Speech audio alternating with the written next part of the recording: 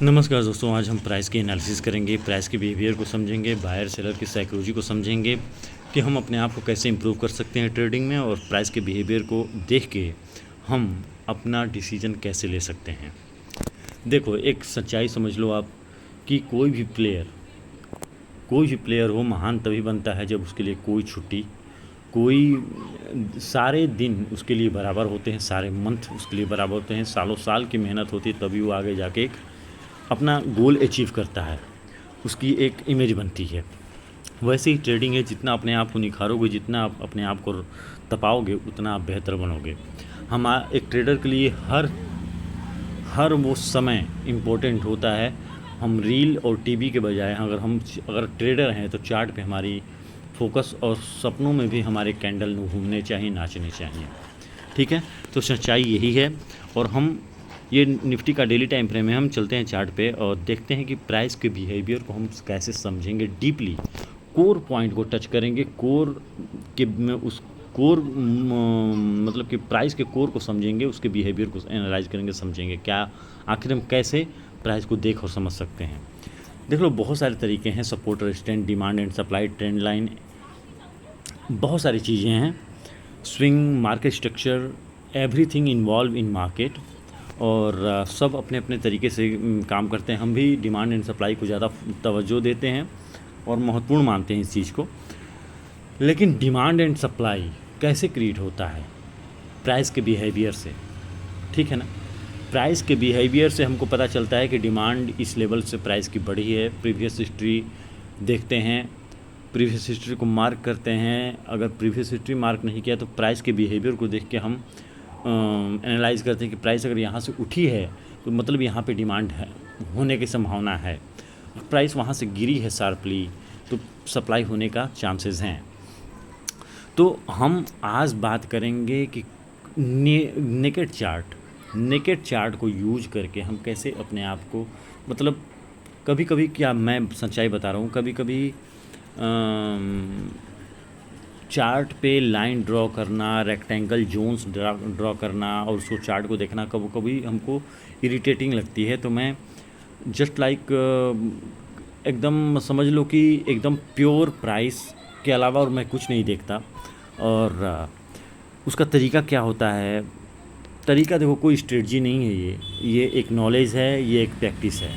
ठीक है, अगर हम कहीं भी चलें, हम प्राइस को कितना भी पुराना लेके चले जाएं, हमको वही चीज़ देखने को मिलेगा। ये डेली टाइम फ्रेम में ध्यान देना इस चीज़ को। अब चलते हैं हम चार्ट पे। देखिए, कर्सर को ध्यान से देखना, ये इम्पोर्टेंट है। कर्सर, विदाउट कर्सर के आप लोगों को समझ में नहीं आएगा। चलिए देखते हैं कि प्राइस में क्या बिहेवियर। देखो, यहाँ पे बायर और सेलर की साइकोलॉजी की बात है, बायर सेलर की स्ट्रेंथ और वीकनेस की बात है, तो इस चीज़ को ध्यान देना। देख रहा हूँ मैं कि प्राइस, चाहे आप भी देख रहे हो कि प्राइस यहाँ पे साइडवेज है। प्राइस एक रेंज में है, प्राइस ऊपर गई, नीचे गई, प्राइस ऊपर गई, और यहाँ से फिर एक शार्प मूव आया है सेलिंग का। ठीक है ना, सेलिंग का शार्प मूव आया। तो यहाँ पे आप देखो एक चीज़ कि यहाँ पे मान लो कि प्राइस यहाँ से उठा है, तो उठते वक्त यहाँ पे ये चीज़ देखो, एक चीज़ कि यहाँ पे सेलर क्या कर रहा है, बायर क्या कर रहा है। सेलर यहाँ से गिरते हुए मार्केट को लेकर आया, कैंडल भी सेलिंग की बनी हुई है स्ट्रेंथ के साथ, और अपने लो को ब्रेक करती आ रही है। बट यहाँ पे आके सेलर का लो या बायर का लो कह लो, ब्रेक नहीं हो पा रहा, मतलब फॉलो थ्रू नहीं मिल रहा। यहाँ पे फॉलो थ्रू नहीं मिल रहा, बल्कि जो यहाँ पे उसका स्विंग प्रोटेक्टेड था, जो प्रीवियस हाई प्रोटेक्टेड थे, वो चीज़ ब्रेक होने के कगार पे आ चुके हैं। कैसे, वो देखो। प्राइस को यहाँ पे थोड़ा एनालाइज करो। प्राइस यहाँ से गिरते हुए आई और यहाँ पे प्राइस प्रीवियस जो लो है उसको प्राइस रिस्पेक्ट कर रहा है, मतलब इसको ब्रेक नहीं कर पा रहा, और हाई को यहाँ पे ब्रेक किया इस ग्रीन कैंडल ने।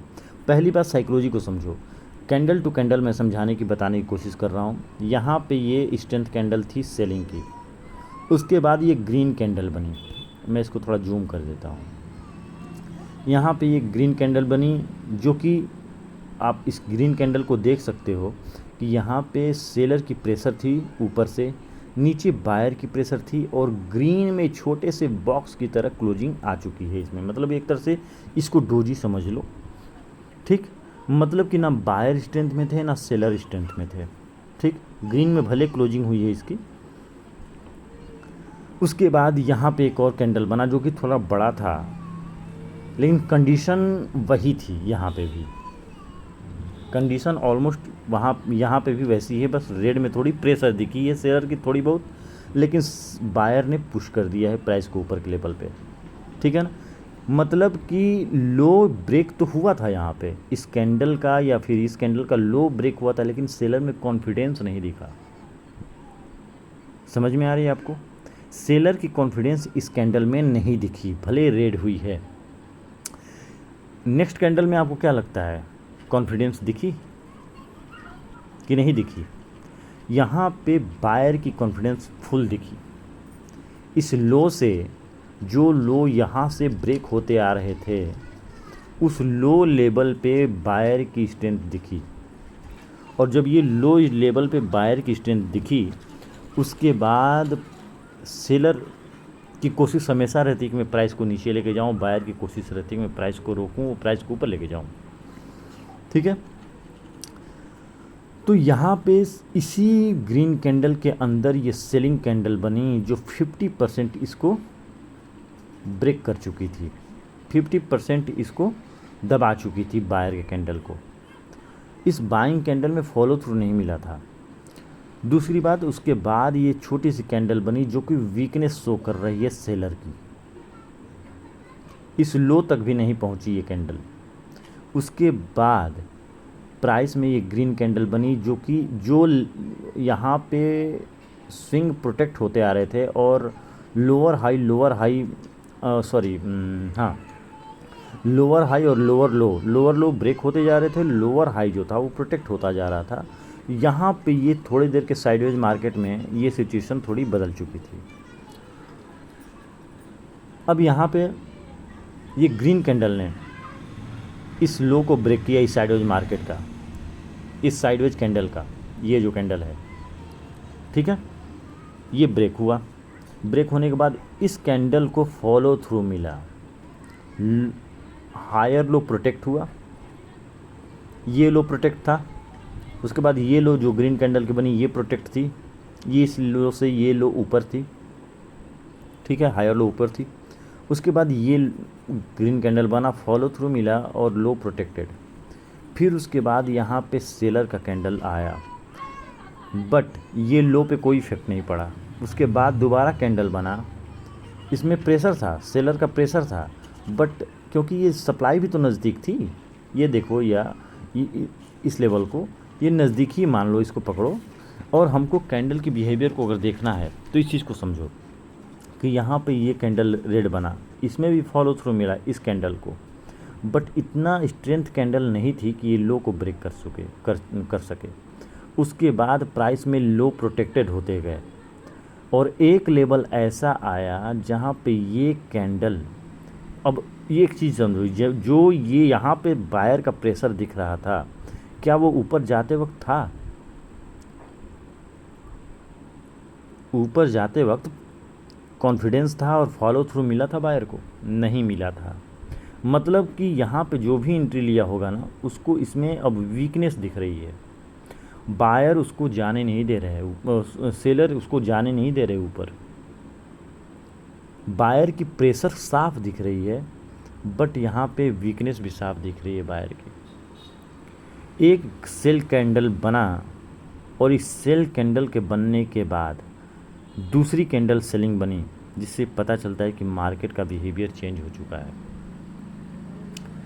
अब इस कैंडल के लो पे जिसने भी अपनी लिमिट ऑर्डर डाले होंगे कि फॉलो थ्रू मिले और हमारी पोजीशन एग्जीक्यूट हो, यहाँ पे उसके बाद बायर की स्ट्रेंथ देखो, जो भी करेक्शन में बायर जितनी बार आ रहे हैं,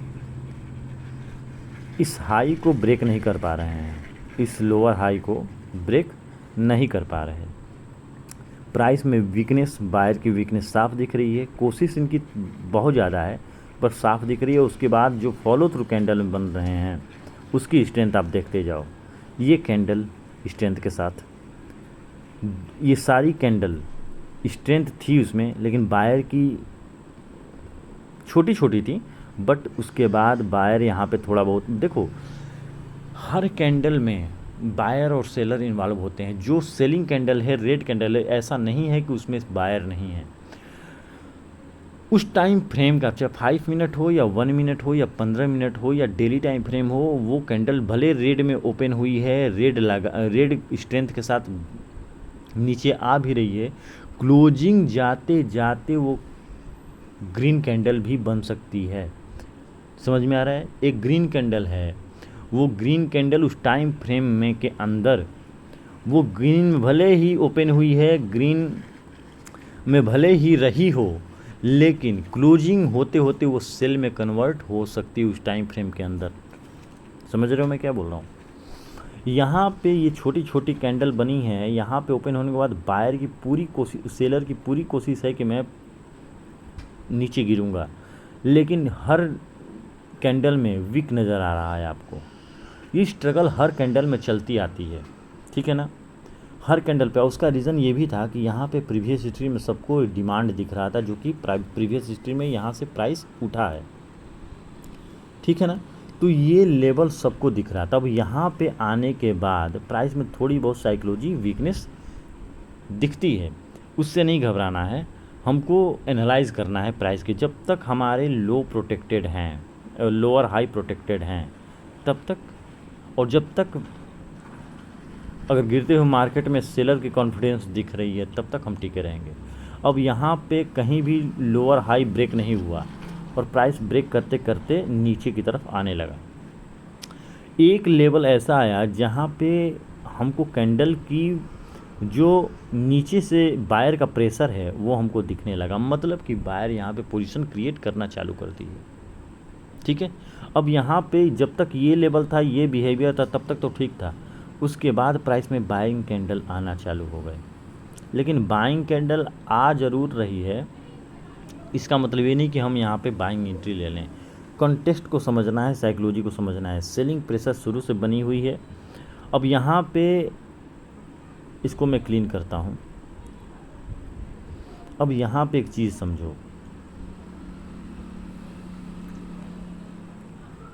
यहाँ पे सेलिंग कैंडल जो ये बन रही है, बाइंग कैंडल बन ज़रूर रही है, लेकिन क्या वो हाई को ब्रेक कर पाई है, लोअर हाई को?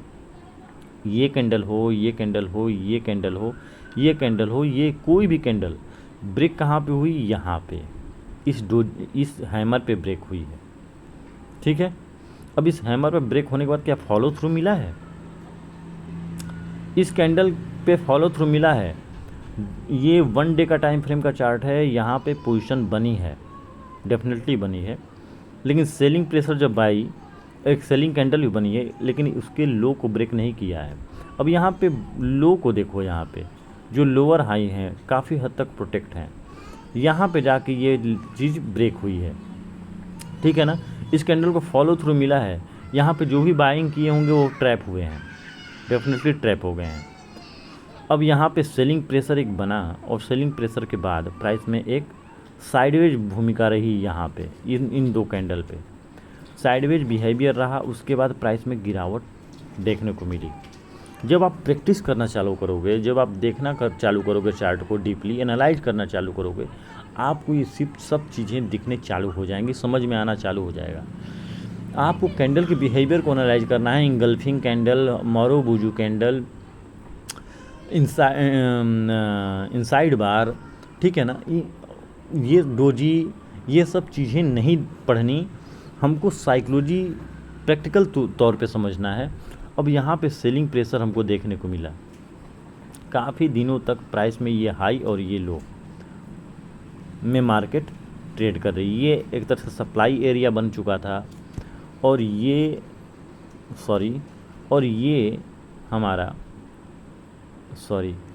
हमारा डिमांड एरिया बन चुका था, ठीक है।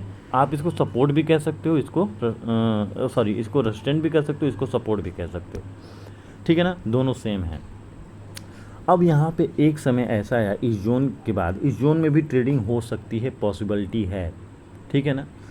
हाई लो पे हम बाई सेल कर सकते हैं, साइडवेज का तरीका ही यही है मार्केट का, ठीक है। लेकिन इसमें भी प्राइस की साइकोलॉजी, जब यहाँ पे उठते हुए मार्केट में, जब उठते हुए मार्केट में कैंडल में स्ट्रेंथ दिखेगी, सॉरी, उठते हुए मार्केट में जब सपोर्ट पे हमको स्ट्रेंथ दिखेगा और उस स्ट्रेंथ के कैंडल को ब्रेक होगा, तब हम यहाँ पे एंट्री लेंगे और यहाँ पे जाकर वीकनेस पे निकल जाएंगे या फिर सप्लाई पे निकल जाएंगे। सप्लाई पे निकल ही जाना है, ठीक है। अगर वीकनेस दिखा बायर में, तो कैंडल में वीकनेस दिखी तो यहाँ पे अब हम सेल किए, ये लो ब्रेक हुआ इस कैंडल का, हमको सपोर्ट तक यहाँ पे आना, मतलब इसके आसपास हमको वीकनेस दिखी, फॉलो थ्रू नहीं मिला, इस तक यहाँ तक का इंतज़ार नहीं करेंगे, हम तुरंत निकल जाएंगे। यहाँ पे बाई अगर किए, यहाँ पे हम तुरंत निकल जाएंगे। वैसे भी हमको साइकोलॉजी दिख रही है कि यहाँ पे आके हमेशा जो सेलर है वो हावी हो जा रहा है। यहाँ पे जब भी प्राइस आ रही है, बायर हावी हो जा रहा है, सेलर वीक पड़ जा रहे हैं, तो उस हिसाब से हम ट्रेडिंग कर सकते हैं। यहाँ पे अब ये कैंडल जो बनी है सपोर्ट से, डिमांड से कह लो, तो इस कैंडल में काफ़ी ज़्यादा स्ट्रेंथ थी, काफ़ी ज़्यादा स्ट्रेंथ थी। इस लेवल को ब्रेक किया है प्राइस ने। अब यहाँ पे इस कैंडल पे अगर हम ट्रेडिंग करते हैं तो हमारी स्टॉप लॉस ह्यूज हो जाएंगे, बहुत बड़े हो जाएंगे। तो इस हिसाब से हम इस पे एंट्री नहीं लेंगे। अगर ले लेंगे तो बहुत ज़्यादा इंतज़ार करना पड़ेगा। प्राइस यहाँ कितने दिनों बाद यहाँ पे आएगी ये कहना मुश्किल है, कितने दिन तक रुकेगी ये कहना मुश्किल है, कोई नहीं जानता। तो हम इतने हाई पे ब्रेकआउट पे हम बाई नहीं करेंगे। अब हम इंतज़ार करेंगे इस लेवल पे आने का। तब तक हम, अगर हम फ्यूचर सेल कर रहे हैं या फिर पी सेल कर रहे हैं तो कर सकते हैं। ये सप्लाई के नज़दीक भी था, अगर हम इसको देखें तो ये सप्लाई के नज़दीक था, प्राइस सप्लाई के पास आ चुकी थी, वहाँ से रिजेक्शन भी था कैंडल में, तो यहाँ पे हम ट्रेड सेल का ले सकते हैं। दूसरी कि अब यहाँ पे आप देखो, यहाँ पे प्राइस में क्या है, इस लेवल पे आने के बाद हमको दिखा कि जो लोअर हाई प्रोटेक्ट होते आ रहे थे बड़े बड़े कैंडल के गिरते हुए मार्केट में, यहाँ पे एक ग्रीन कैंडल बना जो कि इस लो को ब्रेक कर चुका है, इसके लोअर हाई को ब्रेक कर चुका है। इस लोअर हाई के कैंडल, जो ये कैंडल है सेलिंग कैंडल, इसको फॉलो थ्रू नीचे नहीं मिला। अब यहाँ पे एक चीज़ देखो, इस ग्रीन कैंडल में ये कैंडल ओपन हुई थी, यहाँ पे लो लगाया, यहाँ पे ध्यान दो लो, तब ये रेड कैंडल थी, ध्यान देना रेड कैंडल थी। बाद में ये अपने ओपन को ब्रेक करके ऊपर गया और यहाँ क्लोजिंग दी, तब ये ग्रीन कैंडल बना, ठीक है। अब इस ग्रीन कैंडल के बाद जितने भी कैंडल है उनके लो प्रोटेक्टेड हैं, मतलब यहाँ पे एक सेलिंग कैंडल बनी, लेकिन इसकी वैल्यू इस कैंडल के आगे छोटी पड़ गई क्योंकि वीकनेस थी इस रेड कैंडल में। यही एक बिग कैंडल बनती जो कि इस लो को ब्रेक करती तो हमारा सेलिंग प्रेशर कंटिन्यू रहता, बट यहाँ पे वो सिचुएशन नहीं था। प्राइस में उसके बाद प्राइस में मूव देखते रहो, इस लेवल तक प्राइस बायर कंट्रोल करता रहा, इस लेवल तक। यहाँ पे जाके भले ही प्राइस, क्योंकि सप्लाई नज़दीक थी, तो यहाँ पे थोड़ी देर के लिए 4-5 दिन के लिए प्राइस साइडवेज रही, फिर उसके बाद फॉलो थ्रू मिला और प्राइस ऊपर की तरफ निकलती चली गई। तो कैंडल, ये अगर लाइन ना हो, ये रेक्टेंगल ना हो, कोई मार्क ना हो, फिर भी हम ट्रेड कर सकते हैं। ओवर कॉन्फिडेंस नहीं होनी चाहिए। पिछले शुक्रवार को मेरी लॉस हो गए और लॉस होने के बाद मैं ओवर ट्रेडिंग किया, और जितनी लॉस थी उतने में अगर मैं संतुष्ट हो जाता तो मेरी थोड़ी ज़्यादा लॉस नहीं होती। एक तो ऑफिस वर्क ऐसा भी ऑफिस वर्क नहीं, लेकिन एक टेंशन बना रहता है। कितना भी आप नॉलेज रखते हो, अगर आप फोकस नहीं हो चार्ट पे, कोशिश ज़रूर करता हूँ लेकिन इतनी ज़्यादा बिजी हो जाता हूँ कभी कभी कि मैं दिमाग उतना फोकस नहीं रह पाता। तो मैं नहीं चाहता कि जो गलतियाँ मैं कर रहा हूँ, जो गलतियाँ सब लोग कर रहे हैं वो, और जिस दिन मैं फोकस रहता हूँ उस दिन मैं डेफिनेटली अपने कैपिटल को गेन करता हूँ। फोकस्ड होना बहुत ज़रूरी है, डिसिप्लिन होना बहुत ज़रूरी है, और ये चीज़ प्योर बिहेवियर है प्राइस का, बायर और सेलर का, ठीक है ना। कहीं कोई ड्रॉ करने की ज़रूरत नहीं है। ड्रॉ कर रहे हो हेल्प के लिए दी बेस्ट, लेकिन अगर नहीं कर रहे हो फिर भी आपको चार्ट की सारी लैंग्वेज आप खुद पता कर सकते हो, बस एनालाइज उस तरीके से देखने की ज़रूरत है मेरे नज़रिए से। बायर क्या कर रहा है, सेलर क्या कर रहा है, बायर क्या कर रहा है, सेलर क्या कर रहा है, क्वेश्चन करो बायर स्ट्रॉन्ग है या सेलर स्ट्रॉन्ग है, क्या शो कर रहा है बायर, क्या शो कर रहा है seller. Definitely you can achieve your goal. ठीक है, तो चार्ट क्लीन रखो, माइंड क्लीन रखो, लगे रहो, प्रैक्टिस करते रहो, चार्ट को बस देखते रहो, कुछ ना समझ में आए देखते तो रहो, कम से कम देखते रहो, क्वेश्चन करते रहो, बोर हो जाओ थोड़ी देर के लिए म्यूजिक सुनो, लेकिन फिर उसके बाद लग जाओ अपने काम पे। मैं 6 घंटे 7 घंटे सोता ज़रूर हूँ, लेकिन उसका भी मुझे अफसोस है कि मैं क्यों सोता हूँ। ठीक है, और बाकी समय मैं चार्ट प्रॉपर देखता हूँ, प्रॉपर एनालाइज करता हूँ, प्रॉपर पेपर ट्रेडिंग करता हूँ, अपने आप को निखारने की कोशिश हमेशा करता हूँ। तो मिलते हैं नेक्स्ट वीडियो में, बाय।